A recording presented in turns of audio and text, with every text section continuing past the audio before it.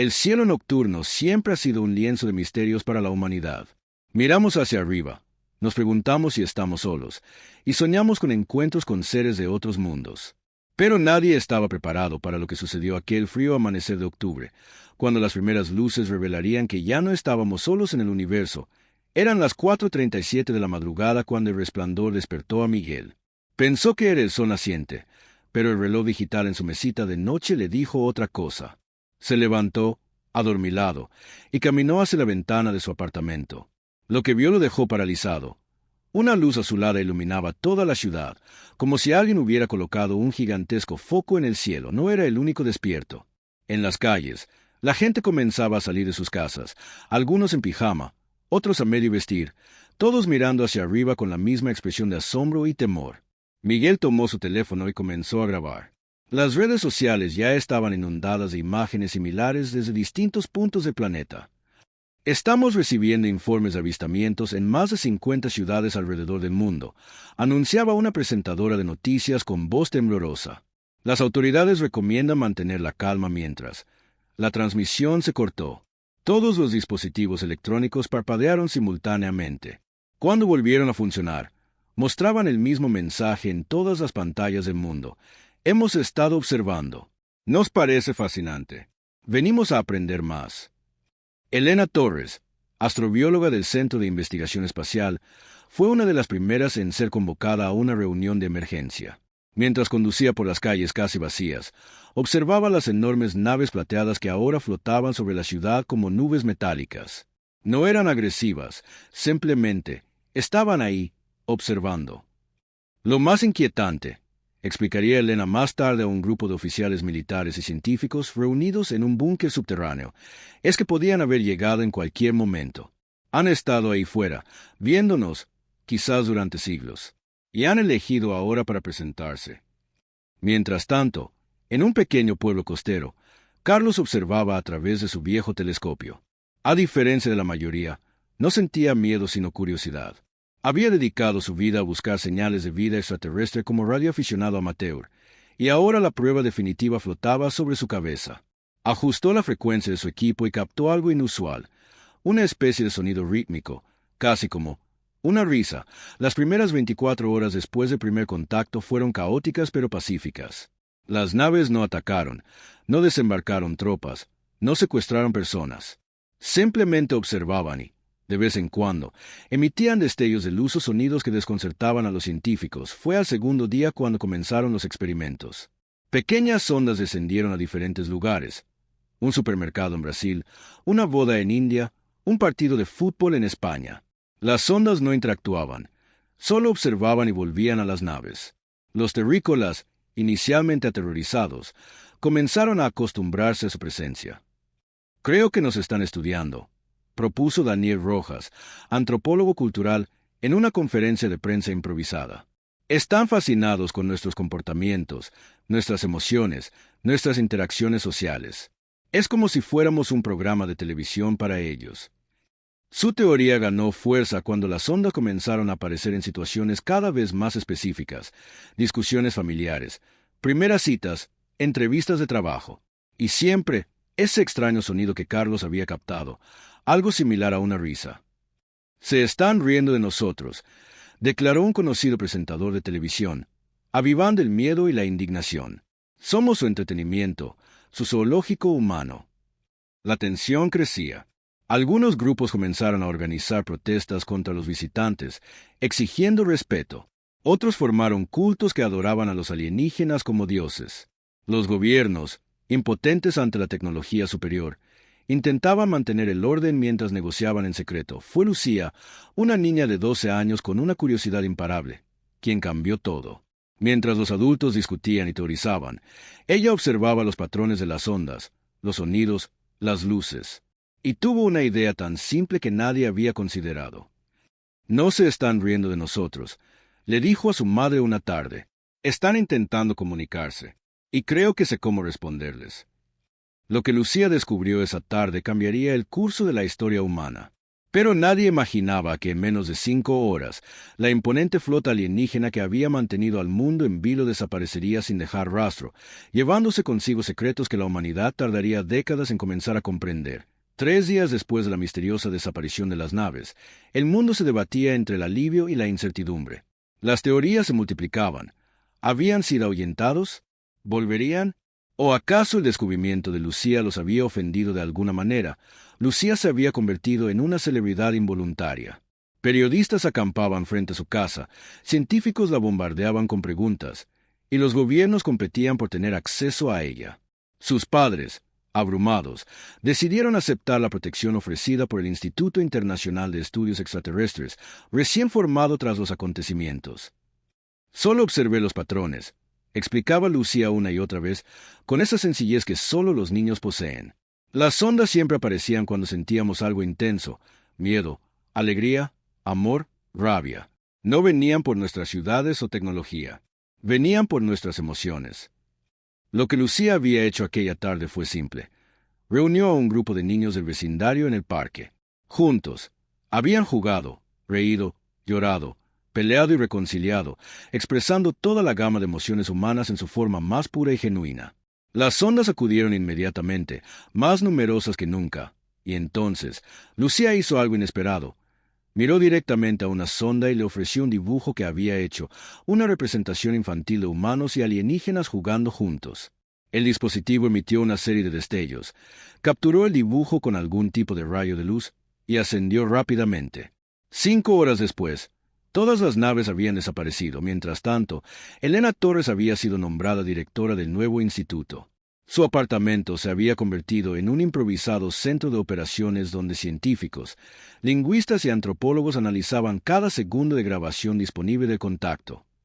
No creo que se estuvieran riendo de nosotros, explicaba Elena a su equipo durante una sesión nocturna. Lo que interpretamos como risa podría ser su forma de procesar información, o incluso su manera de comunicarse entre ellos. Estaban aprendiendo. Carlos, el radioaficionado, había sido reclutado por el instituto tras compartir sus grabaciones. Había dedicado días enteros a analizar la risa alienígena, descomponiéndola en patrones matemáticos que ahora proyectaba en una pizarra digital.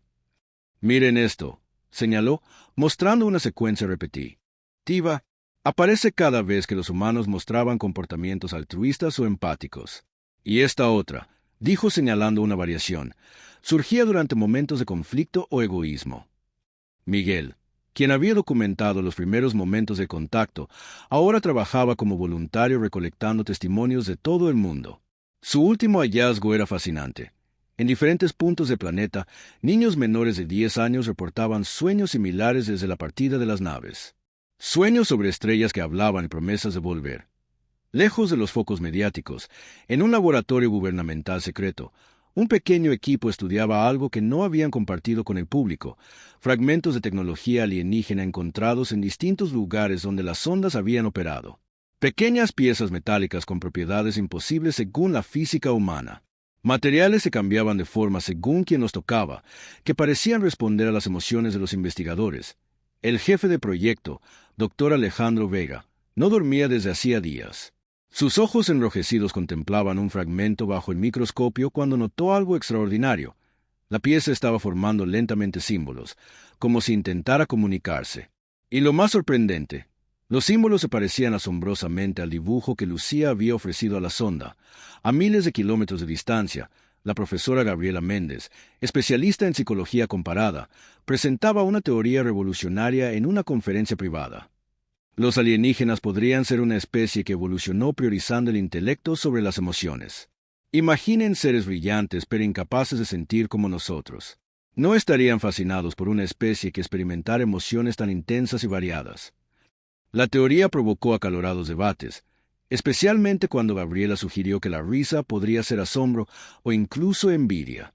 Quizás somos nosotros los que tenemos algo que ellos desean, concluyó. En las calles, la vida intentaba volver a la normalidad, pero el cielo nocturno ya nunca sería visto de la misma manera. Las ventas de telescopios se habían disparado, los cursos de astronomía estaban abarrotados, y nuevas religiones florecían junto a movimientos que veían a los alienígenas como una amenaza existencial. En su habitación, decorada con dibujos de estrellas y naves espaciales, Lucía contemplaba el cielo a través de su ventana. Sostenía en su mano algo que no había mostrado a nadie, un pequeño objeto brillante que había aparecido bajo su almohada la noche después de la partida de las naves. Un objeto que palpitaba con luz propia al ritmo de sus latidos, como si estuviera vivo, como si la escuchara. Volverán, susurró para sí misma, y cuando lo hagan, no vendrán para reírse, vendrán para aprender a sentir. 6 meses transcurrieron desde el gran contacto. El mundo había cambiado, pero no de la manera que muchos temían. No hubo invasión, ni apocalipsis. El cambio fue más sutil, más profundo. La humanidad ahora miraba hacia arriba con certeza en lugar de duda. Ya no estábamos solos, y esa verdad había transformado todo. El objeto que Lucía guardaba se había convertido en su secreto más preciado. Lo había nombrado Estrella por su forma y brillo, y solo lo compartía con su diario.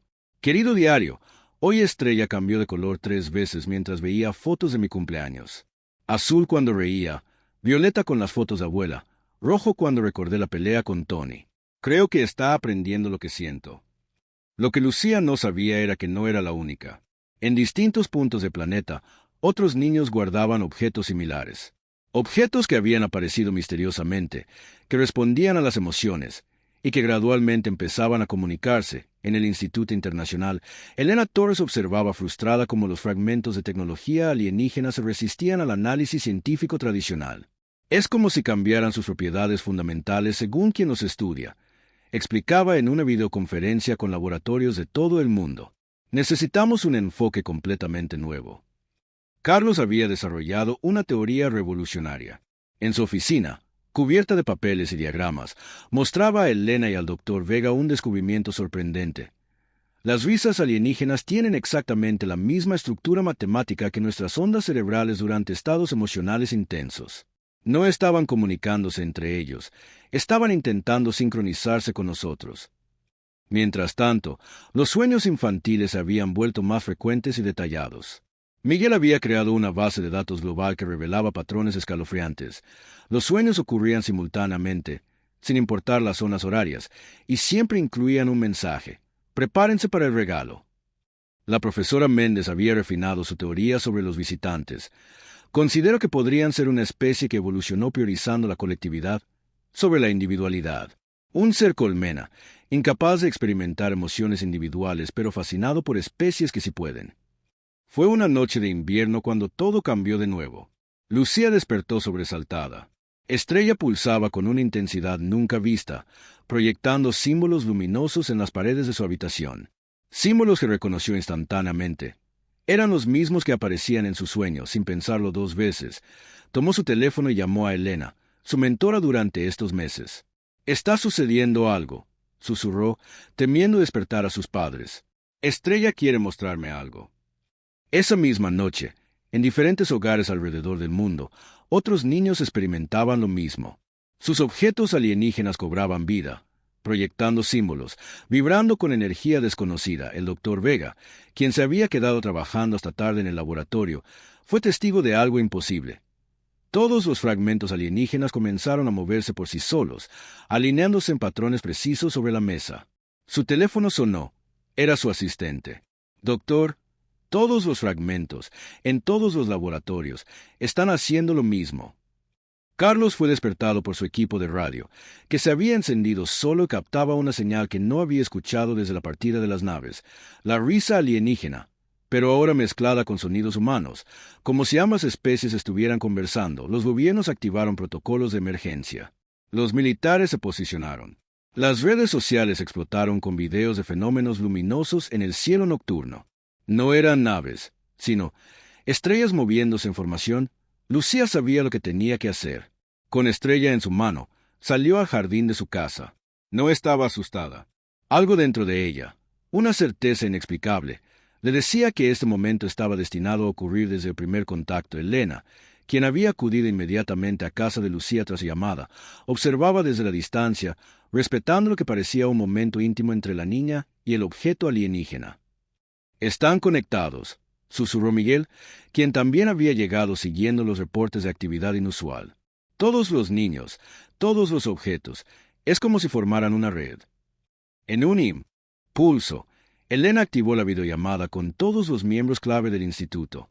En pantallas divididas, podía ver escenas similares desarrollándose en diferentes países, niños en jardines, azoteas y ventanas, sosteniendo objetos brillantes hacia el cielo. Estrella comenzó a elevarse lentamente de la mano de Lucía, flotando a la altura de sus ojos.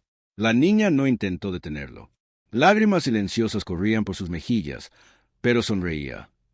«Están volviendo», murmuró, pero no como antes.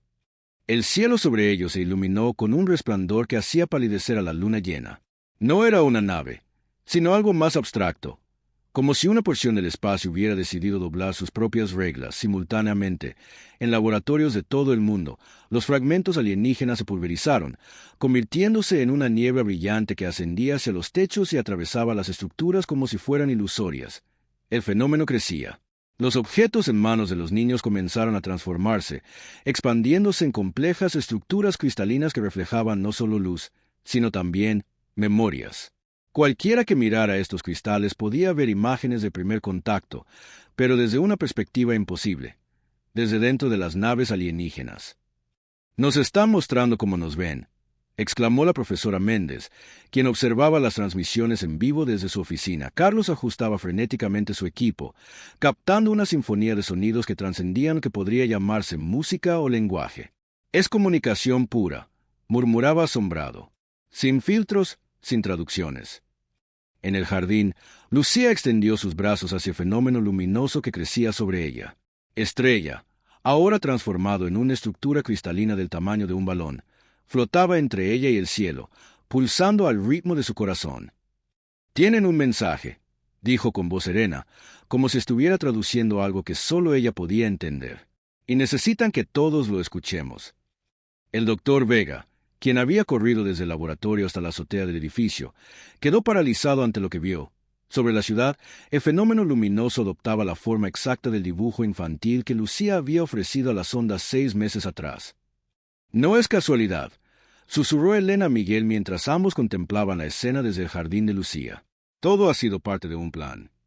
La estructura cristalina frente a Lucía comenzó a girar, cada vez más rápido, emitiendo destellos que enviaban sombras danzantes por todo el jardín. La niña permanecía inmóvil, con los brazos extendidos y los ojos cerrados, como en trance. «Algo está a punto de pasar», murmuró Miguel, ajustando la cámara con la que documentaba todo. «Algo para lo que nos han estado preparando durante 6 meses». En ese momento, todos los cristales alienígenas del mundo emitieron un pulso simultáneo de energía que alcanzó cada rincón del planeta. No fue destructivo, sino revelador. Por un instante, la humanidad entera vio el universo como los alienígenas lo veían, y entonces, la verdadera razón de su visita comenzó a revelarse. El pulso de energía cesó tan abruptamente como había comenzado, dejando a la humanidad en un silencio aturdidor. Durante esos breves segundos, todos habían experimentado la misma visión, un universo interconectado, donde las emociones eran tan tangibles como la materia. Un cosmos donde civilizaciones florecían y se marchitaban no por su avance tecnológico, sino por su capacidad de sentir y conectarse, pero ahora, mientras el resplandor se desvanecía, algo inesperado sucedía. Los cristales flotantes no regresaron a su forma anterior. En cambio, comenzaron a fragmentarse, enviando minúsculas partículas luminosas que se dispersaron por el aire como polen cósmico. Lucía, aún con los brazos extendidos, abrió los ojos. Ya no parecía la misma niña. Su mirada contenía una profundidad perturbadora, como si hubiera envejecido décadas en minutos. «Nos mintieron», dijo con una voz que no parecía enteramente suya. «No vinieron para aprender de nosotros. Vinieron para advertirnos». A su alrededor, Elena y Miguel intercambiaron miradas de preocupación. Algo estaba mal. La niña siempre había hablado de los visitantes con asombro y curiosidad, nunca con este tono sombrío. En el instituto, el doctor Vega observaba con horror cómo los equipos de monitoreo registraban una actividad cerebral anómala en todos los niños que habían estado en contacto con los objetos alienígenas. Sus patrones neuronales se estaban reconfigurando, sincronizándose entre sí a pesar de la distancia. «Están utilizando a los niños», murmuró la profesora Méndez mientras analizaba los datos en tiempo real. «Son receptáculos». «Carlos», quien había estado analizando las transmisiones de radio, palideció al descifrar un nuevo patrón en las señales. No es una risa, dijo con voz temblorosa su equipo. Es una cuenta regresiva. Mientras tanto, en las principales capitales del mundo, fenómenos inexplicables comenzaban a manifestarse. Bruscamente, apareció una capa de densa niebla que no respondía a patrones meteorológicos normales. Dentro de esta niebla, testigos reportaban vislumbrar siluetas imposibles, geometrías que desafiaban la comprensión humana. «Están saliendo», susurró Lucía, ahora de pie en medio del jardín, con las manos caídas a los costados. «Los que los persiguen, los que los han perseguido siempre». La revelación golpeó a Elena como una avalancha. «Los visitantes no se fueron», dijo, comprendiendo súbitamente. «Se escondieron. Aquí, entre nosotros, en los niños, en los objetos que dejaron». Las comunicaciones comenzaron a fallar a nivel global. Las pantallas mostraban solo estática, interrumpida ocasionalmente por símbolos similares a los que habían proyectado los cristales. El Dr. Vega logró establecer una conexión de emergencia con Elena. «Tenemos una teoría», dijo con urgencia, su imagen distorsionándose en la pantalla del teléfono de Elena. «Los visitantes están huyendo. La flota que vimos eran refugiados, y lo que sea que los persigue acaba de encontrarlos». La niebla se espesaba en las ciudades, tragando edificios enteros. Dentro de ella, testigos reportaban visiones de su pasado, de sus miedos más profundos, como si algo estuviera explorando la psique humana, buscando algo específico. En el jardín, Lucía comenzó a llorar, pero sus lágrimas brillaban con una luz azulada sobrenatural. «Tienen miedo», dijo entre sollozos. «Han estado huyendo durante milenios. Pensaron que podrían esconderse aquí, entre una especie cuyas emociones son tan caóticas y diversas que servirían como camuflaje».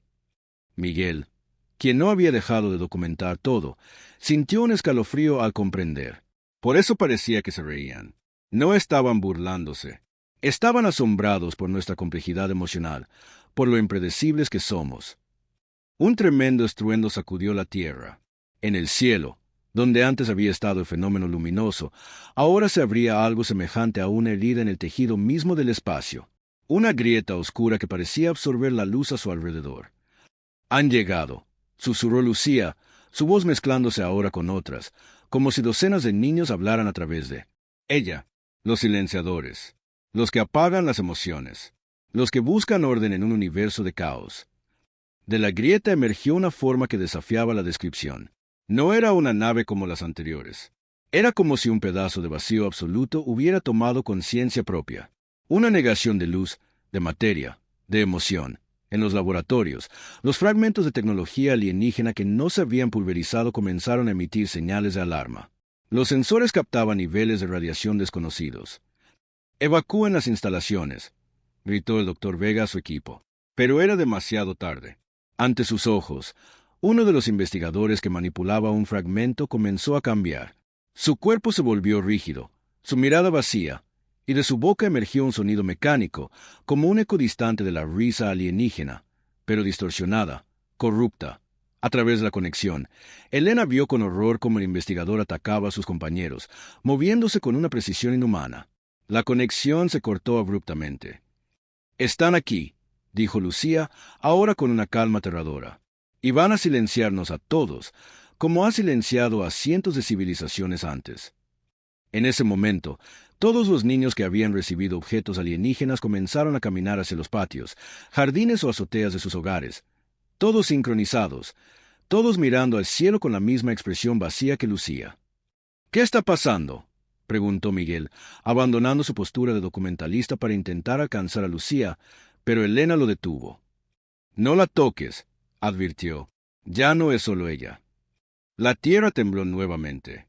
La grieta en el cielo se expandía, revelando un vacío que parecía contener estrellas que no correspondían a ninguna constelación conocida.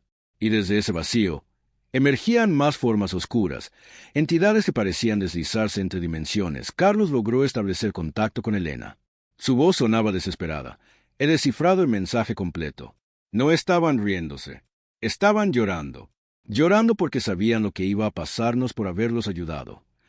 Las partículas luminosas que se habían dispersado de los cristales comenzaron a reagruparse, formando siluetas humanoides que se interponían entre los niños y el cielo. guardianes de luz que adoptaban posturas protectoras. Se sacrificaron, murmuró la profesora Méndez a través de la inestable conexión. Dejaron su esencia aquí, fragmentada, para defendernos cuando llegara el momento. En el jardín, Lucía dio un paso adelante. Las siluetas luminosas se concentraron a su alrededor, como reconociendo en ella a una líder. Cuando habló de nuevo, su voz resonó con una claridad sobrenatural. Ahora entiendo por qué nos eligieron, dijo. No fue por nuestras emociones, fue por nuestra capacidad de luchar por ellas. Las formas oscuras descendían del cielo, deslizándose hacia las ciudades como manchas de tinta en agua. Donde tocaban, la vida parecía congelarse. Animales, plantas, personas, quedaban inmóviles, sus expresiones vacías, como si hubieran sido vaciados de toda emoción y voluntad. Tenemos que hacer algo, dijo Miguel, mirando desesperadamente a Elena. Están apagando el mundo. Elena, cuya mente científica siempre buscaba explicaciones racionales, se encontraba ahora frente a lo inexplicable. Pero algo en la visión compartida por el pulso alienígena resonaba en ella. Si las emociones eran tangibles en el cosmos, quizás también eran un arma. Lucía, llamó, acercándose con cautela a la niña rodeada de luz. ¿Qué podemos hacer? ¿Cómo los detuvieron antes? La niña giró lentamente hacia ella. Sus ojos parecían contener galaxias enteras. Nunca los han detenido, respondió con voz hueca. Por eso huyen, por eso se esconden. Nadie ha encontrado la forma. Una de las formas oscuras se aproximaba hacia ellos, deslizándose por el aire como una mancha de oscuridad absoluta. A su paso, las plantas del jardín se marchitaban, perdiendo color y vida. Las siluetas luminosas se interpusieron, formando una barrera. Hubo un choque, como el de dos fuerzas opuestas encontrándose. Luz contra oscuridad, emoción contra vacío, y entonces, cuando parecía que la luz sería engullida, Lucía hizo algo inesperado. Dio un paso al frente, atravesando la barrera de guardianes, y extendió su mano hacia la oscuridad. El tiempo pareció detenerse cuando Lucía extendió su mano hacia la oscuridad. Elena intentó gritar. Miguel se lanzó hacia adelante para detenerla, pero era como si se movieran a través de melaza. Demasiado lentos, demasiado tarde, la entidad oscura se detuvo frente a la niña, flotando como una rasgadura en la realidad. De cerca, no era completamente negra, sino un vacío vibrante que parecía consumir la luz y el sonido a su alrededor. No tenía forma definida, sus bordes fluctuaban como tinta en agua. Lucía no mostró miedo. Su pequeña mano permaneció extendida, firme, mientras las luces alienígenas danzaban a su alrededor como protectores inquietos. «Puedo sentirte», dijo la niña con voz clara. «Estás vacío, pero no siempre lo estuviste». La oscuridad pareció estremecerse. Se expandió y contrajo, como si respirara. Cuando Lucía dio otro paso adelante, las siluetas luminosas intentaron detenerla, pero ella las atravesó como si fuera niebla. A kilómetros de distancia, en el instituto, los equipos que seguían funcionando registraron algo asombroso. Las ondas cerebrales de todos los niños conectados se sincronizaron perfectamente, creando un patrón nunca antes visto, una firma neurológica que pulsaba con una fuerza creciente. «Están haciendo algo», murmuró la profesora Méndez, observando los datos con asombro. «Están creando una conciencia colectiva». Carlos, quien había logrado refugiarse en el sótano del instituto con un equipo improvisado, captaba transmisiones fragmentadas de todo el mundo. Testimonios de testigos describían la misma escena. Niños enfrentando la oscuridad, protegidos por guardianes de luz, canalizando una energía desconocida. En el jardín, Lucía finalmente tocó la oscuridad. Al contacto, su mano no desapareció ni se marchitó como las plantas.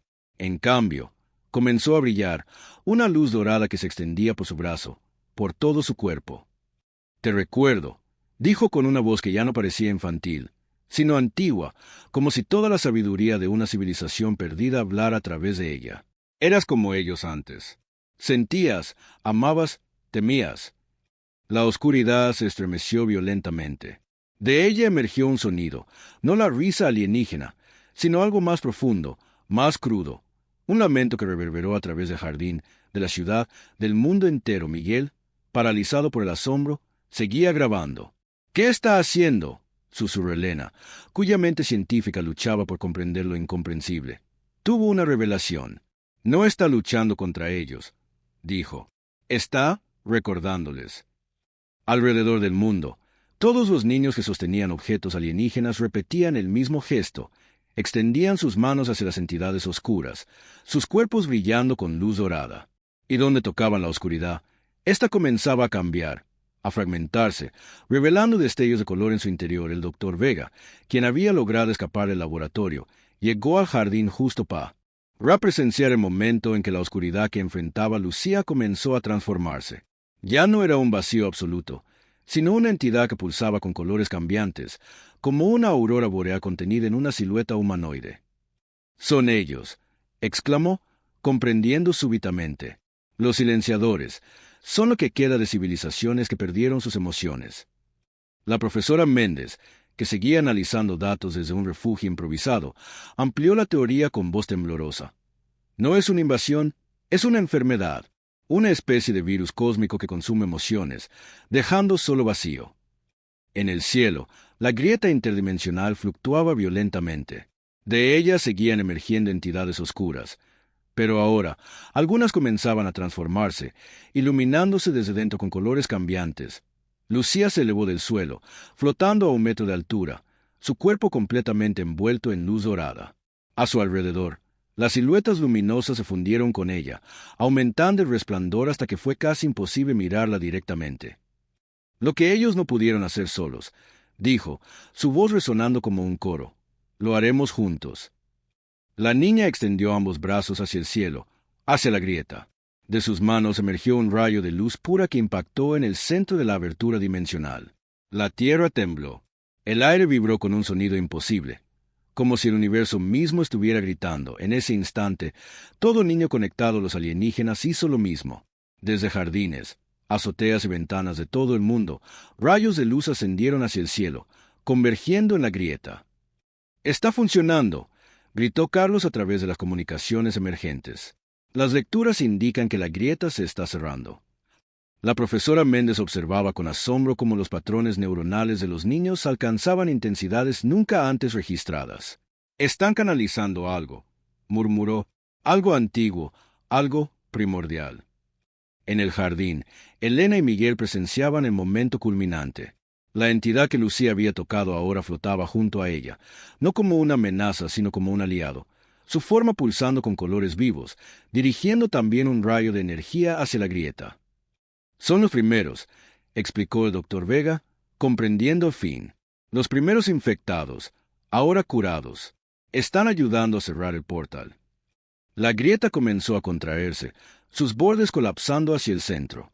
Las entidades que no habían sido transformadas intentaban escapar, regresando al vacío del que habían emergido. Con un último y colosal estruendo, la grieta se cerró completamente. Una onda expansiva de energía recorrió el planeta, no destructiva sino revitalizante. Donde tocaba, las plantas marchitas reverdecían, los animales paralizados volvían a moverse, las personas apagadas recuperaban su chispa vital. Lucía descendió lentamente, su resplandor disminuyendo. Cuando sus pies tocaron el suelo, parecía nuevamente una niña normal, aunque sus ojos seguían conteniendo una sabiduría imposible. «Se ha terminado», dijo simplemente, antes de desplomarse, exhausta. Elena corrió a sostenerla. Las entidades transformadas ascendieron al cielo, no como invasores sino como viajeros retornando a casa. Pulsaban con colores brillantes, formando patrones que recordaban a las auroras boreales. Antes de desaparecer, proyectaron un último mensaje en el cielo, visible para toda la humanidad. Símbolos luminosos que Carlos traduciría más tarde como gracias por recordarnos cómo sentir. En los días siguientes, el mundo intentó procesar lo ocurrido. Los objetos alienígenas desaparecieron, dejando solo un polvo luminiscente que se evaporó en horas. Los niños afectados, incluida Lucía, no recordaban nada de su experiencia como canales, aunque conservaban sueños vívidos que muchos plasmarían en dibujos asombrosamente similares. Un mes después, en el recién renombrado Centro de Estudios Cósmicos, Elena presentaba sus conclusiones a un comité internacional. «No fue casualidad que vinieran a la Tierra», explicaba, mostrando análisis comparativos de las emociones humanas con otras especies conocidas. «Somos únicos no por la diversidad de nuestras emociones, sino por nuestra capacidad para compartirlas, para empatizar». Carlos y su equipo habían descifrado más fragmentos de la comunicación alienígena. Habían intentado refugiarse en docenas de planetas antes, reveló, pero ninguna especie tenía la capacidad empática necesaria para curar a los infectados, para recordarles cómo sentir. El doctor Vega presentó su teoría, ahora ampliamente aceptada. Los visitantes estaban huyendo de una pandemia emocional, un vacío que se propagaba de civilización en civilización, y encontraron en nosotros no solo un refugio, sino una cura. La profesora Méndez completó el cuadro. La risa que escuchamos nunca fue burla. Era asombro. Habían encontrado algo que creían imposible, una especie cuya mayor fuerza no era la tecnología, sino la profundidad de sus conexiones emocionales. Mientras los científicos debatían, Lucía jugaba en el jardín de su casa, aparentemente ajena a los eventos cósmicos en los que había participado. Dibujaba con tizas de colores sobre el pavimento, creando patrones complejos que cualquier astrofísico habría reconocido como mapas estelares precisos, y allí, en la esquina de su dibujo, casi imperceptible, añadió algo que nadie notaría, una pequeña forma brillante descendiendo hacia la representación de la Tierra. A su lado, escribió en su letra infantil: «Volverán el día de mi cumpleaños. Esta vez, para quedarse». En su habitación del centro, Miguel revisaba por centésima vez las grabaciones de aquella noche. Se detuvo en un fotograma específico, ampliándolo, observando algo que nadie más había notado. En el momento exacto en que Lucía tocó la oscuridad, sus ojos habían cambiado. Durante un segundo, no fueron ojos humanos los que miraron a la entidad, sino algo mucho más antiguo. Y en ese instante, Miguel comprendió la verdad. Los alienígenas nunca se habían reído de los humanos. Habían reconocido a uno de los suyos, 6 meses después del gran evento que la prensa mundial había bautizado como el despertar. La vida en la Tierra había cambiado de maneras sutiles pero profundas. Las naciones, por primera vez en la historia, habían establecido un consejo planetario, reconociendo que las fronteras significaban poco cuando se contemplaba el cosmos. La carrera espacial había tomado un giro cooperativo, impulsada no por competencia, sino por una curiosidad compartida. Miguel terminaba de editar su documental, una pieza que había captado desde aquellos primeros momentos de contacto hasta el increíble enfrentamiento final. Había decidido no incluir su descubrimiento sobre Lucía. Algunas verdades, pensó, necesitaban tiempo para ser reveladas. «¿Estás seguro de que quieres omitirlo?», le preguntó Elena mientras revisaban el corte final en la sala de proyecciones del centro. «Podría ser la pieza más importante del rompecabezas». Miguel observó la imagen congelada en pantalla. Lucía, envuelta en luz dorada, flotando sobre el jardín. «No es mi secreto para revelar», respondió finalmente. «Además, creo que ella lo hará cuando esté lista». Ah. Lucía había regresado a una vida aparentemente normal. Iba a la escuela, jugaba con amigos, celebraba cumpleaños. Pero sus maestros notaban algo diferente. Una capacidad de comprensión que trascendía su edad, una empatía que parecía tocar el alma de quienes la rodeaban. Sus dibujos seguían intrigando a los científicos del centro, quienes habían confirmado que representaban sistemas estelares reales, algunos ni siquiera descubiertos aún. Carlos había establecido un programa de investigación dedicado a lo que ahora llamaban comunicación empática, basado en los patrones descubiertos durante el contacto. «No necesitamos tecnología avanzada para comunicarnos con otras especies», explicaba en conferencias internacionales. «Necesitamos aprender a sentir como ellos sienten».